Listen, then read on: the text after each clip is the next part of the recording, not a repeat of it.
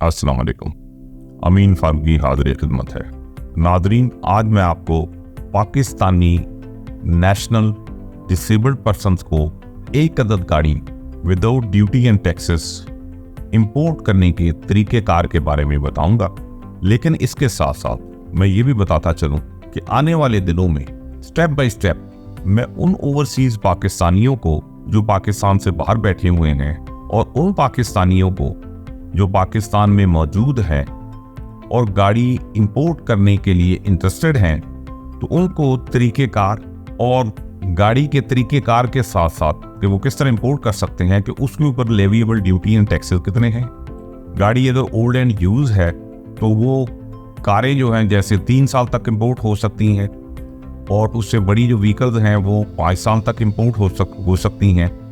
तो उनके ऊपर कितनी ड्यूटी एंड टैक्सेस एप्लीकेबल है, प्लस उनके ऊपर ओल्ड एंड यूज होने की वजह से हुकूमत पाकिस्तान के मौजूदा कवानीन के तहत कितना डेप्रिसिएशन है, ये पूरी डिटेल्स में उनको इंशाल्लाह स्टेप बाय स्टेप बताऊंगा। तो मेरा आज का प्रोग्राम सिर्फ और सिर्फ जो है वो डिसेबल्ड पर्सन जो पाकिस्तान में हैं, तो वो किस तरह एक ड्यूटी फ्री गाड़ी जो है वो मंगवा सकते हैं पाकिस्तान में, उसके बारे में बताऊंगा। डिटेल में जाने से पहले मैं आपसे गुजारिश करूंगा कि मेरे इस चैनल को सब्सक्राइब कीजिए, लाइक कीजिए, शेयर कीजिए और अपने कमेंट से ज़रूर नवाजें, ताकि आपके कमेंट्स की रोशनी में ही मैं अपने आइंदा आने वाले प्रोग्राम्स को मज़ीद बेहतर से बेहतर कर सकूं। तो नाज़रीन, मैं आपको बताता चलूं कि डिसेबल्ड पर्सन जो पाकिस्तान में रहाइश पजीर हैं, पाकिस्तानी नेशनल हैं, उनके लिए क्या कंडीशंस हैं कि वो किस तरह एक अदद ड्यूटी फ्री गाड़ी मंगवा सकते हैं। सबसे पहले तो ये है कि कोई भी डिसेबल्ड पर्सन सिर्फ एक दफ़ा 1350 सीसी तक एक अदद गाड़ी अपने ज़ाती इस्तेमाल के लिए मंगवा सकता है। 1350 सीसी से मुराद मेरी ये है कि 1350 सीसी तक उसकी इंजन कैपेसिटी होनी चाहिए। वो 1000 सीसी भी मंगवा सकता है, वो 660 सीसी भी मंगवा सकता है, लेकिन 1350 से ऊपर नहीं होनी चाहिए। वो उनको डिसेबल्ड पर्सन को अलाउ नहीं है। सिर्फ 1350 सीसी से नीचे जो है वो गाड़ी इंपोर्ट कर सकते हैं, लेकिन वो गाड़ी भी जो है बिल्कुल ब्रांड न्यू होनी चाहिए, यानी कि पुराने मॉडल की गाड़ी वो अपने ज़ाती इस्तेमाल के लिए नहीं मंगवा सकते। और जब वो गाड़ी मंगवाएंगे तो उसके साथ गाड़ी के जो है अंदर स्पेशल गैजेट्स उनकी फिजिकल रिक्वायरमेंट्स के मुताबिक भी कंपनी से फिटेड होने चाहिए। यानी अगर कोई शख्स है वो फर्ज किया गाड़ी मंगवा रहा है टोयोटा कंपनी जापान से, ब्रांड न्यू गाड़ी है, तो ब्रांड न्यू गाड़ी के साथ उसको जो उसकी रिक्वायरमेंट है, जो उसको इंपोर्ट अथॉराइजेशन सर्टिफिकेट होगा, जिसकी डिटेल में अभी थोड़ी देर में आपको आगे चल के बताता हूँ, तो उसके मुताबिक उसमें स्पेशल गैजेट्स भी फिटेड होने चाहिए, क्योंकि वो जो गाड़ी इंपोर्ट हो रही है डिसेबल्ड पर्सन के लिए, वो डिसेबल्ड पर्सन के ज़ाती इस्तेमाल के लिए, यानी कि वो खुद उसको ड्राइव करेंगे, उनके लिए वो गाड़ी है। आगे मैं आपको बताता चलूँ कि इंपोर्ट अथॉराइजेशन सर्टिफिकेट जो है वो कौन इशू करता है और उसका तरीक़ेकार क्या है। उसका जनाब तरीक़ेकार ये है, सादा सा तरीक़ेकार है उसका, कि कोई भी शख्स जिस सूबे में रहता है, अगर फ़र्ज़ किया कोई सूबा पंजाब में रह रहा है, तो सेक्रेटरी हेल्थ जो है, प्रोविंशियल सेक्रेटरी हेल्थ जो है, उनके ऑफिस में वो अप्रोच करेगा और वहाँ पे वो एप्लीकेशन देगा। जो उनका तरीक़ेकार है वहाँ से वो उनकी वेबसाइट पे या पर्सनली जाके या किसी फ़ोन के ऊपर वहाँ से वो मालूम कर ले, तो उनको अप्लाई कर दे कि जी मुझे इम्पोर्ट अथॉराइजेशन चाहिए, certificate for import of a disabled person vehicle, जिसका गवर्नमेंट ऑफ पाकिस्तान ने उन डिसेबल्ड पर्सन को इंसेंटिव दिया हुआ है ड्यूटी एंड फ्री का। उसका फिर फर्दर ये होगा कि जब वो एप्लीकेशन वहाँ पे देंगे तो सेक्रेटरी हेल्थ जो है वो सेक्रेटरी हेल्थ साहब एक कमेटी कॉन्स्टिट्यूट करेंगे। उस कमेटी के जो हेड तो बजाते खुद होंगे, उसमें जो उनके नुमाइंदे आगे होंगे, उसमें एक तो आर्थोपेडिक सर्जन होगा उन्हीं के सूबाई गवर्नमेंट के हॉस्पिटल का, वो उसको खुद नॉमिनेट करेंगे। फिर उसके अलावा जनाब उसमें एक जो है APR रीजनल टैक्स ऑफिस, जो भी उनका नियरेस्ट होगा, उसका एक 19 ग्रेड के ऑफिसर होंगे नुमाइंदे। फिर सूबाई गवर्नमेंट का जो डिपार्टमेंट है सोशल वेलफेयर डिपार्टमेंट, उसके नुमाइंदे होंगे जिसको उनके सोशल वेलफेयर डिपार्टमेंट के सेक्रेटरी जो हैं वो नॉमिनेट करेंगे। ये जब सारे बंदों की कमेटी बन जाएगी तो वो उनको इंटीमेशन देंगे उस डिसेबल्ड पर्सन को कि आप फिजिकली फना हॉस्पिटल में वहाँ पे तशरीफ ले आएं। वहाँ उनका बाकायदा फिजिकली जो है वो मुआयना होगा।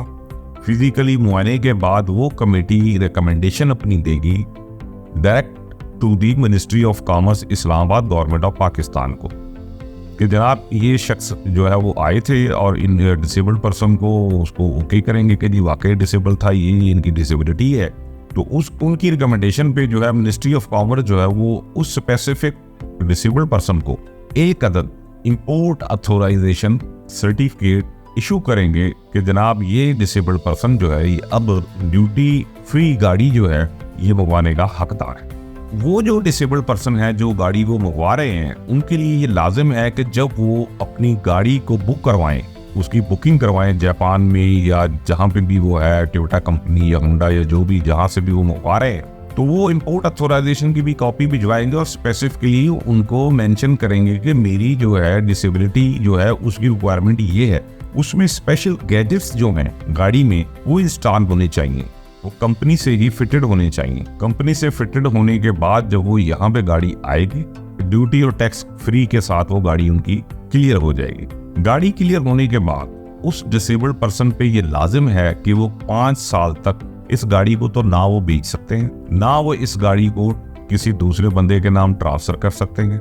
हाँ, अगर कोई दूसरा पर्सन वो डिसेबल्ड है और वो भी इसी तरीके से उस कमेटी से मिनिस्ट्री ऑफ कॉमर्स से वो later on the recommendation of उस कमेटी वो मिनिस्ट्री ऑफ कॉमर्स से ऑथराइजेशन लेटर लेता है, तो फिर वो इस शख्स से ड्यूटी फ्री गाड़ी एज इट इज खरीद सकता है और खरीदने के साथ साथ वो डिसेबल्ड पर्सन अपने नाम पे भी ट्रांसफर करवा सकता है। लेकिन सारा इसके लिए प्रोसीजर उसको वही अडॉप्ट करना पड़ेगा कि ministry of commerce as well as Pakistan custom जहाँ से ये गाड़ी इंपोर्ट हुई है उनको भी एतमाद में लाना होगा, उनको भी बताना होगा। दीगर ये है कि उस शख्स के लिए भी लाजिम है कि वो 5 साल तक गाड़ी को अपनी कस्टडी में रखे, खुद चलाए, किसी दूसरे शख्स को ना दे। अगर वो 5 साल से पहले इस गाड़ी को किसी XYZ पर्सन को बेचना चाह रहा है तो उस शख्स पे लाजिम है कि वो गाड़ी को जिस दिन वो इंपोर्ट हुई थी उस दिन जो भी उसके ऊपर ड्यूटी एंड टैक्सेस फुल जो है वो एप्लीकेबल थे वो सारे के सारे उस शख्स को पाकिस्तान कस्टम्स को पे करने होंगे। पे करने के बाद पाकिस्तान कस्टम उसको लेटर देगा, लेटर के बेस पे फिर वो गाड़ी दूसरे को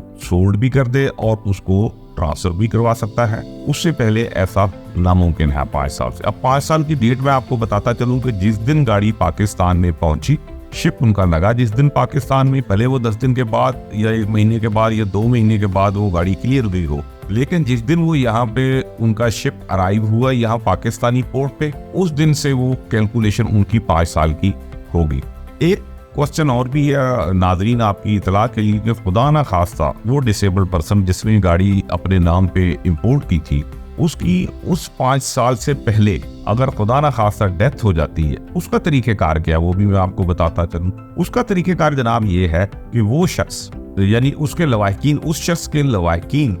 लीगल वारिस जो उसके हैं, कानूनी वारिस, वो जो है पाकिस्तान कस्टम्स को जहां से गाड़ी क्लियर हुई है, फर्ज किया अगर कराची से क्लियर हुई है, कराची अप्रेजमेंट ईस्ट कलेक्टेड या अप्रेजमेंट वेस्ट कलेक्टेड, तो उस कलेक्ट्रेट को वो अप्रोच करेगा और उनको डेथ सर्टिफिकेट के साथ वो डॉक्यूमेंट एप्लीकेशन देगा कि जनाब मेरी अजीज से मैं इनका लीगल हायर हूँ, ये मेरे पास हायरशिप सर्टिफिकेट भी है लीगल, और ये जो है गाड़ी अब जो है इसके हम ड्यूटी एंड टैक्सेस आपको देना चाह रहे हैं। गाड़ी और टैक्सेस देने के बाद वो आपको जो है क्लियरेंस सर्टिफिकेट दे देंगे तो आप फिर उस गाड़ी को ट्रांसफर भी करवा सकते हैं। तो नाज़रीन उम्मीद है कि आपको मेरा ये प्रोग्राम पसंद आया होगा। तो मैं इंशाल्लाह आइंदा प्रोग्राम्स में आपको डिटेल से कि कौन कौन सी स्कीम्स हैं जिसके तहत ओवरसीज पाकिस्तानी और पाकिस्तान में मौजूद पाकिस्तानी शहरी किस तरह ओल्ड एंड यूज गाड़ियां मंगवा सकते हैं और कौन कौन सी गाड़ियां मंगवा सकते हैं, उसके ऊपर क्या क्या ड्यूटी एंड टैक्सेस हैं, उसकी क्या क्या कंडीशंस हैं, ये सारी डिटेल्स मैं आपको आइंदा प्रोग्राम्स में स्टेप बाय स्टेप आपको बताता चलूंगा। उम्मीद है कि आपको मेरा ये प्रोग्राम पसंद आया होगा।